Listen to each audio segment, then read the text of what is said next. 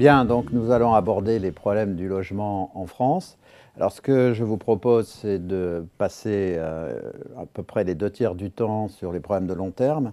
Mais ensuite, il faudra quand même qu'on aborde la question des 2 prochaines années, puisque tout le monde annonce une crise très grave dans la zone euro en 2012, indépendamment des décisions qui sont prises ou seront prises par les gouvernements pour trouver des solutions aux problèmes institutionnels de la zone. Mais actuellement, les perspectives de croissance pour 2012 sont autour de plus 0,5 pour les plus optimistes pour la zone euro et ça va jusqu'à -2 pour les moins optimistes. Donc on peut supposer que ça va avoir un impact majeur sur le logement et il faudra s'interroger donc sur l'économie de ce secteur pour les 2 prochaines années. Mais sur le long terme, peut-être Michel Mouillard en introduction, selon vous, quels sont les 2 ou 3 problèmes majeurs en termes de politique économique concernant le secteur du logement sur lesquels les candidats à la présidentielle devraient nous donner des orientations? Alors déjà, on l'a vu depuis un certain nombre d'années, le nerf de la guerre, c'est l'accès au crédit immobilier. Puisque les opérations que réalisent les ménages représentent à peu près 75 à 77% du niveau global de la construction. Donc si on veut faire face à la crise du logement, c'est en construisant, et il faudra de ce fait que les ménages puissent accéder au crédit.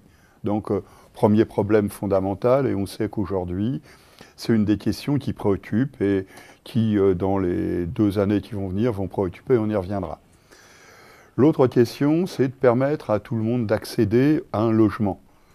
Donc là, ça signifie qu'il y a nécessité d'avoir une intervention publique qui vienne faciliter pour les ménages les plus modestes. Et donc, il y a une vraie réflexion à avoir pour savoir où pose-t-on le niveau de modestie en la matière. Quels sont les niveaux de revenus et quels sont les types de ménages qui peuvent avoir accès à cela. Et puis enfin, la troisième question, je crois, on le voit, les avis sont très partagés là-dessus. Où construit-on? Où construit-on? Parce qu'on peut effectivement considérer qu'il faut construire sur les zones où les marchés sont les plus déséquilibrés. Généralement, si les marchés sont très déséquilibrés, c'est parce que les capacités d'extension de l'offre sont limitées sur ces territoires. Et la demande dans ces conditions-là, qui fait toujours ce qu'elle a envie de faire, elle ne fait rien d'autre en matière de logement, comme en beaucoup d'autres matières d'ailleurs, la demande dans ces cas-là cherche ses propres solutions. Et on sait que l'examen de l'histoire du dernier siècle montre que de toute façon, les réponses que la demande trouve ne sont pas celles que des décideurs publics souhaiteraient. J'en prends simplement une illustration. Lorsque l'offre globale n'est pas placée là où il faut, comme il faut, quand il faut, les ménages font ce qu'on appelle de l'étalement urbain. Et on sait que l'étalement urbain, c'est un danger, c'est un danger pour l'aménagement du territoire, c'est un danger pour le réchauffement de la planète, c'est un danger pour les budgets des ménages, etc., etc. Donc voilà, à mon sens, 3 questions. Faut le financer parce qu'on sait qu'on a besoin de beaucoup. Il faut que les pouvoirs publics puissent répondre ou faciliter la capacité d'expression de la demande des ménages qui n'ont pas naturellement, financièrement, la possibilité de le faire par eux-mêmes ou par un accès simple au crédit.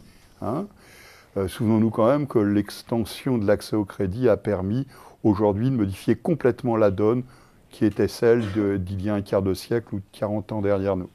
Et puis enfin, certainement réfléchir sur la localisation, mais sans penser que ce qui est aujourd'hui un marché déséquilibré l'est simplement parce que c'est le plus cher et le plus convoité.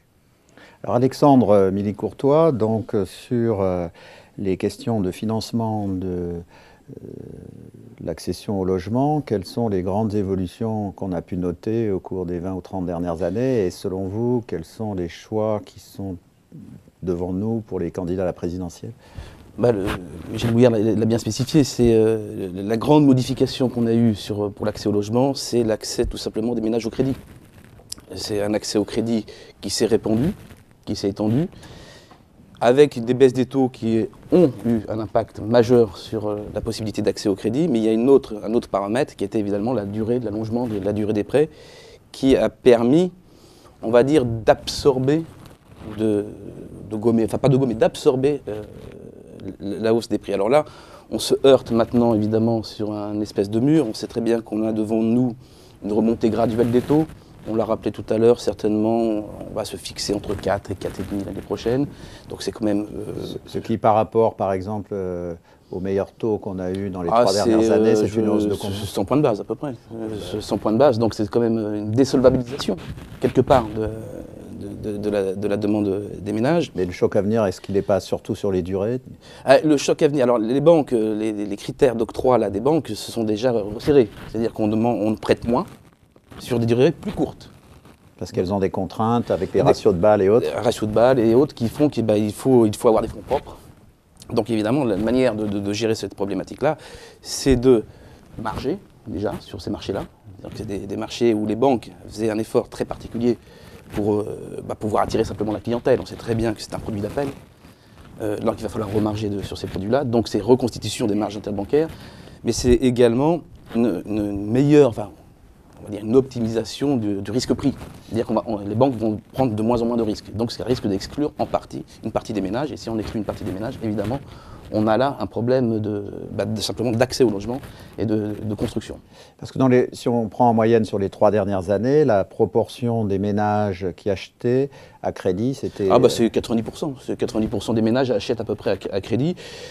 C'est la quasi-totalité du marché. Donc il faut bien voir que ce recours-là est devenu très massif. Et donc si on anticipe pour l'année prochaine un durcissement des conditions d'octroi de crédit, un rétrécissement des durées, si on a par ailleurs des banques qui sont en grande difficulté puisqu'elles font face à des baisses de leur propre rating, on pourrait avoir une très forte baisse de l'octroi de crédit au logement.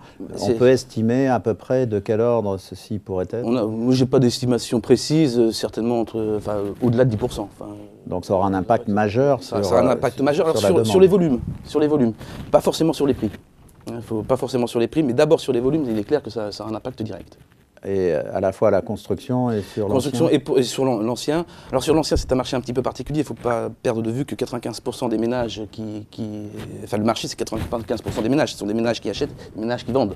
Donc il y a un moment, les deux marchés, les deux se collent. Tout simplement, les ménages qui ont un logement qui voudraient le mettre en vente n'acceptent pas, ou très peu, il y a un lien très affectif avec son logement, des baisses de prix. Donc tout simplement, les meilleurs biens sont retirés du marché. D'accord. Alors, je voulais, Bernard Worms, vous demander un petit peu, on parle généralement d'un marché immobilier autour du taux de propriétaires. Est-ce que c'est une bonne chose d'avoir une part croissante du nombre de propriétaires sur un marché, du point de vue de la fluidité du marché, du point de vue même de la croissance économique, puisqu'on a vu dans la présentation initiale qui avait été faite par Alexandre Milly-Courtois que dans le nord de l'Europe, on avait des taux de locataires qui étaient beaucoup plus élevés que dans le sud. Et actuellement, même si ce n'est pas le seul élément et même si c'est peut-être un élément accessoire, on constate que c'est surtout le nord de l'Europe qui a une plus grande solidité économique. Donc est-ce qu'il y a un lien entre la volonté des gens du Sud d'être propriétaires et les problèmes structurels des économies du Sud? Écoutez, je crois que je reprendrai la même distinction que vous avez faite tout à l'heure entre métropole et pas métropole. Plus on monte en gamme, plus on monte en prix, plus le taux de propriétaires baisse. Bon, à Paris, le taux de propriétaire est inférieur à 40%, alors qu'il est dans le Finistère de 70%. Parce qu'on a beaucoup parlé de crédit, et je reviendrai sur ce point si vous me le permettez, mais il y a un critère très important qui n'est pas celui du crédit. Si je prends les marchés les plus coûteux, et je vais prendre, même si c'est un peu extrême, le marché parisien, ça n'est pas le revenu qui est le facteur le plus excluant, le plus discriminant, c'est le patrimoine. Quand on regarde comment sont financées les opérations à Paris, on voit que les taux d'apport personnel n'ont strictement aucun rapport avec ce qu'ils peuvent être dans des zones non tendues, ou comme je l'ai dit, quand on regarde les statistiques de la SGFGAS, il y a un taux de propriétaires qui finance à 100% qui est très important. Je vais prendre 2 chiffres pour ça. Un, si je rapporte, puisqu'il s'agit de construction, on pourrait dire la même chose de l'ancien, même si c'est plus divers, si je rapporte aujourd'hui le prix du logement à Paris du revenu des ménages, je vois que le prix d'un logement neuf à Paris de 80 mètres carrés, donc pour un ménage de primo-accédant, représente maintenant beaucoup plus de 20 années de revenus. Donc, on voit bien que ça n'est pas une aide à la solvabilité qui pourra faire quelque chose. Deuxième élément que je prendrai... Alors que sur le même critère, si on est à Brest, c'est combien d'années de revenus ? Je ne vais pas vous donner un chiffre faux de tête, mais ça sera sans rapport. Mais ce que je veux dire par là, c'est que les aides à la solvabilisation dans les zones tendues sont sans effet, de toute évidence. Je vais d'ailleurs prendre un autre exemple qui est celui des prêts aux primo-accédants. Donc les primo-accédants bénéficient d'un prêt à taux zéro. Bon, le prêt à taux zéro, c'était un prêt qui autrefois été donné sous plafond de ressources, qui le ressera, mais qui n'a pas été cette année. Quel est l'apport personnel moyen d'un emprunteur qui a bénéficié d'un prêt à taux zéro ?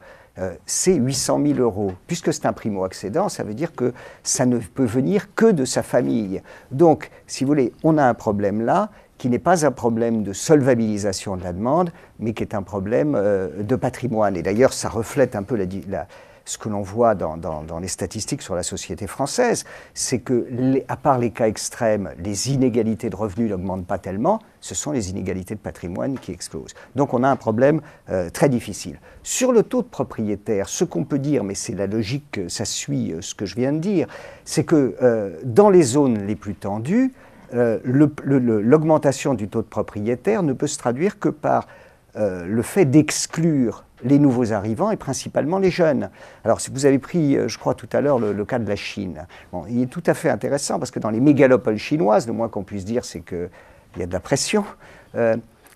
Pour des raisons sur lesquelles on n'a pas à revenir, mais qui a été de la privatisation, je parle de la Chine urbaine évidemment, qui a été la privatisation des biens des entreprises, le taux de propriétaire est à peu près homogène, quel que soit le niveau de revenu. Bon. Il est à quel niveau dans les villes, dans les grandes villes chinoises, il est arrivé, je vous donnerai les références des textes, que je ne voudrais pas dire de bêtises, mais il est extrêmement élevé. Bon, qu'est-ce qui s'est passé le fait, pour d'autres raisons, les prix de l'immobilier se sont envolés en Chine. De ce fait, les jeunes arrivants, et principalement la classe moyenne, qui est la favorite du régime qui a vu ses revenus exploser, eh bien, elle ne peut pas trouver de logement quand on est à 80% de taux de propriétaire. Donc, vous voyez, il y a un problème. En revanche, quand on se trouve à Vitré ou dans des villes moyennes, ben, le choix entre la propriété et la location, il est assez libre et on peut dire que ça répond je crois qu'il n'y a plus tellement de débat là-dessus, ça répond à une aspiration majoritaire des ménages et qu'il ne nous appartient pas de dire que c'est un leurre ou pas. Deuxième point sur lequel je voulais revenir, c'est celui de l'accès au crédit. Et là aussi, je crois qu'il faut faire une comparaison avec l'Angleterre. Il n'y a pas eu en 2008, contrairement à ce qu'on avait dit, le moindre crédit crunch, c'est-à-dire la moindre restriction de crédit à l'égard des accédants. Je ne parle absolument pas des entreprises ni même des promoteurs. Il y a eu quelques difficultés sur les crédits relais, mais il n'y a pas eu de restriction de crédit. De la même façon, aujourd'hui, les banques, et c'est là où la comparaison avec l'Angleterre est intéressante, les banques risquent d'avoir des problèmes de liquidité. Bon. Mais je pense que la dernière catégorie qu'elles laisseront tomber, ce sont les accédants à la propriété, qui sont, puisqu'ils fidélisent les comptes, des gens qui apportent de la liquidité. Alors que quand vous regardez le plan Cameron qui vient d'être annoncé, la situation est tout à fait différente. Il se trouve qu'en Angleterre, il y a eu une explosion des sinistres, donc les banques ont renforcé à un niveau très élevé leurs exigences d'apport personnel, sont beaucoup plus restrictives, mais elles ne sont pas restrictives pour des problèmes de liquidité, elles sont restrictives pour des problèmes de sinistralité, à telle enseigne que le gouvernement Cameron vient d'annoncer la création d'un fonds de garantie qui, je ne sais pas s'il ressemblera à ce que nous avons nous avec le gaz. Donc vous voyez, le problème bancaire se pose d'une façon totalement différente. Enfin, nous, ça n'est pas un problème de sinistralité, c'est un problème de liquidité sur lequel je n'ai pas de compétences, mais comme je le disais tout à l'heure, une filière saine. Dernier point, où construit-on ? Je crois que là aussi, on peut refaire des comparaisons. On est On a une difficulté à construire dans les zones denses, peut-être parce que les maires ont les permis de construire, et qu'en parfait démocrate, disons c'est ce qui a été analysé en Angleterre, eh bien les pouvoirs publics locaux souhaitent limiter l'arrivée des nouveaux arrivants. Il y a eu un rapport auquel je vous renvoie, parce qu'il est de 2004 en Grande-Bretagne, c'était le rapport Barker, parce que en gros les Anglais n'ont pas de maison individuelle, n'ont pas de résidence secondaire, mais ils construisent presque un peu plus que la moitié de ce que nous construisons avec une population double. Bon.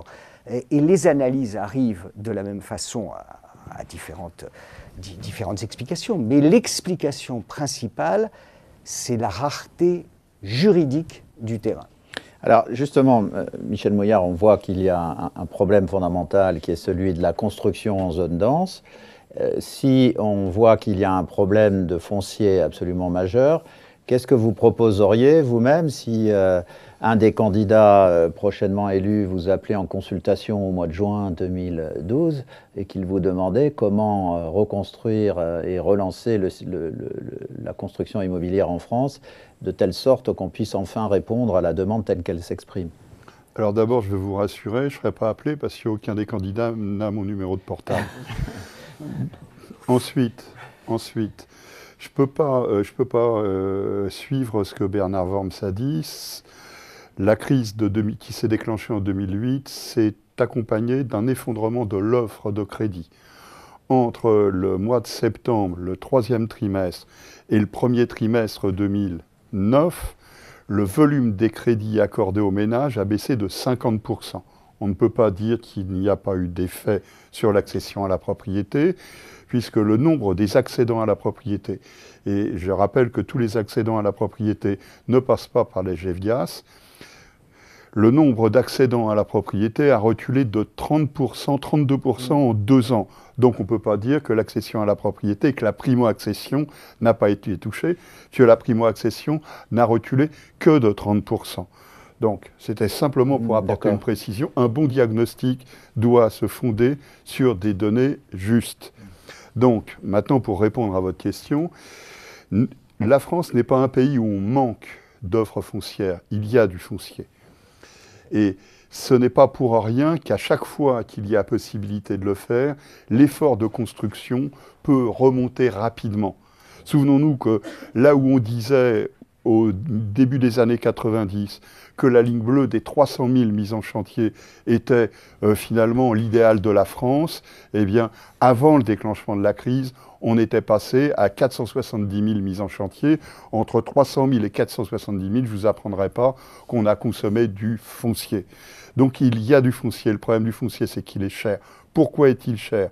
Eh bien, il est cher notamment parce que la moitié de l'offre foncière est sous la responsabilité de l'État ou des collectivités locales. L'État, l'administration centrale, les établissements publics, les sociétés d'économie mixte, les collectivités locales. Et le foncier est une variable d'ajustement des finances locales. Donc, tant qu'il n'y a pas effectivement possibilité d'accéder à un foncier à des prix normaux, et je crois que là-dessus, l'action des domaines n'est pas totalement exemplaire, tant qu'il n'y a pas possibilité d'accéder à un foncier à des prix normaux, on restera sur cette question du niveau du prix de sortie des opérations. Donc voilà, le problème, ce n'est pas celui de la disponibilité du foncier. La France est un pays extraordinairement riche de ce point de vue-là, en comparaison de ce que sont les autres pays de l'Union européenne.